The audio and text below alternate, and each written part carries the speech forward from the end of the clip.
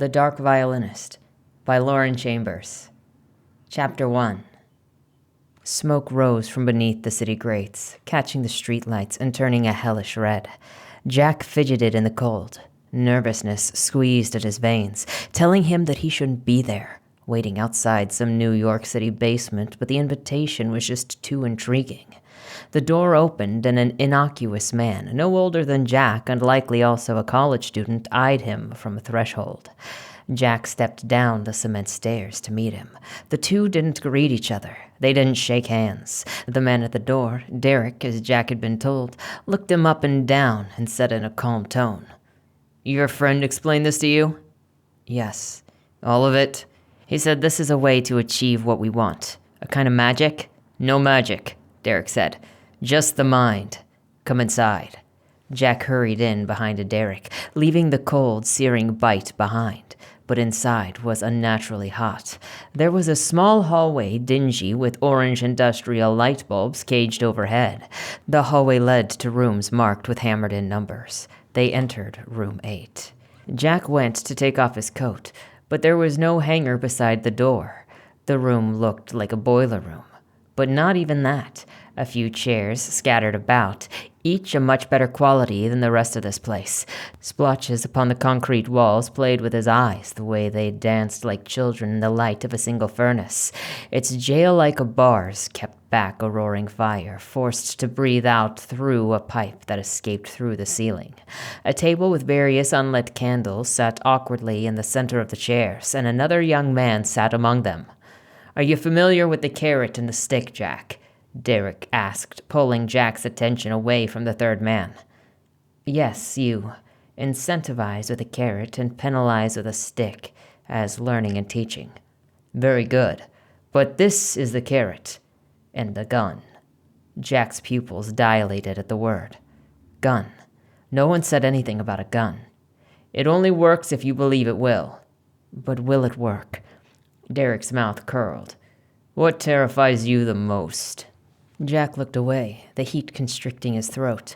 Or maybe his tie was too tight.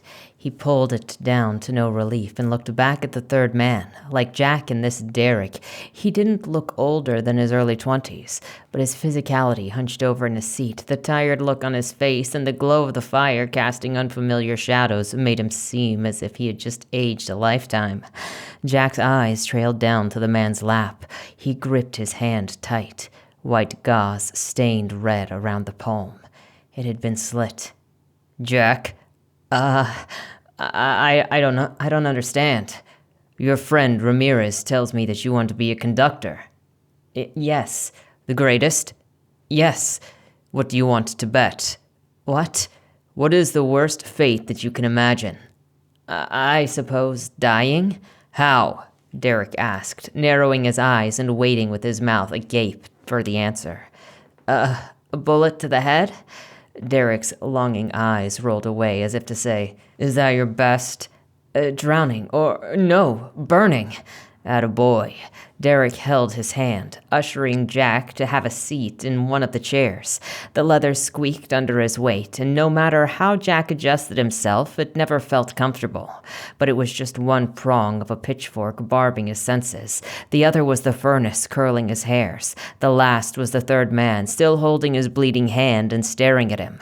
Jack flinched as one candle on the table lit. He stared at it. No amount of heat from the furnace could light the candle on its own. When he looked back at the third man, he hadn't moved a muscle. He kept staring at him, unfazed. What the fuck did I drink tonight? Derek placed a hand in front of the furnace. "Harry here said being eaten alive by a monster. I think it's interesting that you chose something so attainable, Jack." Jack pulled his gaze from the candle. "Sorry?" His airwave constricted. He wanted to run. Just run. You do what you want to do. Get up. His breath shook. Get up. Just get up. He pulled himself to his feet just as the door sounded behind him. It was Ramirez, his friend, his lifeline, his way out. But Ramirez locked the door behind him. Jack hurried to him, holding him to the door for privacy and longing to keep him away from these loons, planning a hushed tone of, "Let's get out of here." He couldn't. Ramirez gripped Jack's hand in a tight fist. Red marked the edges of the matching gauze, and blood seeped out, wetting Jack's skin. "Hey, Jackie." Jack fell into a daze, and his friend led him back to the chair. He handed over a flask for Jack's nerves, but he wouldn't take it. Ramirez leaned into his ear and whispered, "You won't regret it." "He has his papers?" Derek asked. Jack closed his eyes. "You want it, don't you?" Ramirez whispered from his shoulder. Jack grimaced and reached for his jacket, taking out his folded sheets of music paper. They detailed out all of Jack's wants, all of his dreams, down to the last detail, describing the great orchestra conductor that he hoped to be. Even his name would be greater than the cheap timber of his birth. He handed them to Derek, who looked them over. Reading both sheets, he said, "This is only half. This is the carrot." He turned the papers over onto their backs, placing them on the table before Jack. "This is the stick." Taking out a pen, he wrote in capital letters atop the first page, "Burning," and dropped the pen down in a harsh clack for Jack to use. "Detail it out," he said. "Your death." A long beat passed, and Jack wiped his sweaty hands on his pants. The furnace groaned, and Jack looked through its scorching barred doorways, imagining what it would be like inside.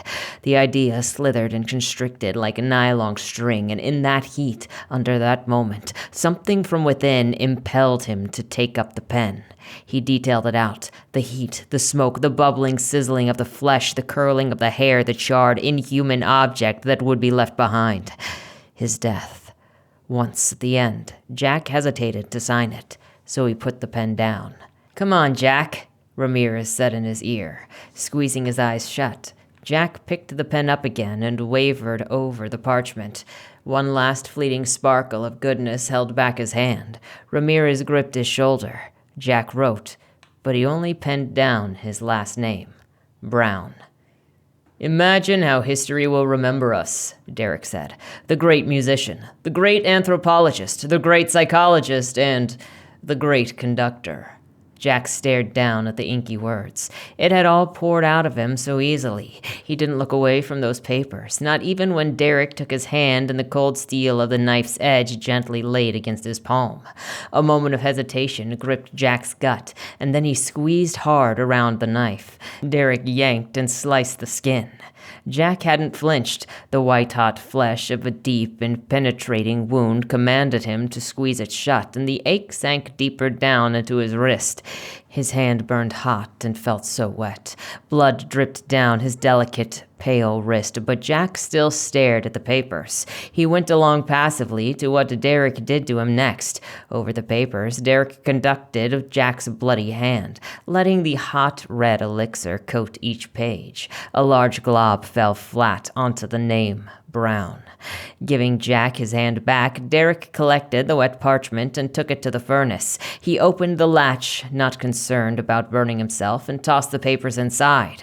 The ink bubbled first as they sizzled and went black, curling at the edges, charring into bits, leaving nothing behind. The wood beneath cracked and collapsed as if the mere papers had turned to bricks. Jack felt how wrong this was. Magic or not, he felt like a cheat. He hadn't considered it would actually make him feel different, maybe even confident. And now it was too late to go back. He had wanted to be the best, but not like this. He watched as merit itself died in that furnace. Ramirez applauded and smacked Jack on the back, but Harry just kept staring at him.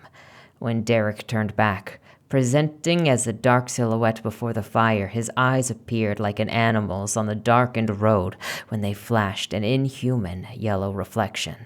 Jack stared in horror, not believing what he was seeing. And Derek said, "Welcome to the club."